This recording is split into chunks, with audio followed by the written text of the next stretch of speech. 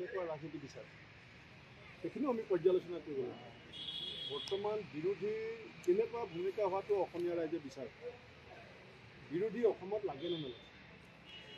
এতিয়া বিৰোধী ভূমিকাটো যিধৰণে বিজেপিয়ে প্ৰতিহত কৰিবৰ কাৰণে বিভিন্ন ধৰণৰ ষড়যন্ত্ৰ কৰিছে, তাত অসমীয়া মানুহৰ অনুমোদন আছেনে নাই এই কথাটো আমি গম পাম যিদিনাখন লোকসভা নিৰ্বাচনত ভোটদানটো হ'ব।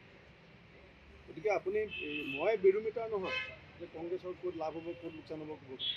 এটা ইলেক্টৰেল পলিটিক্সত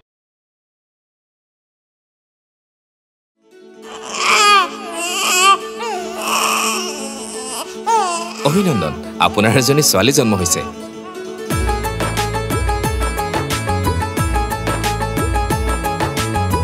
লাহি পাহি এজনী পৰি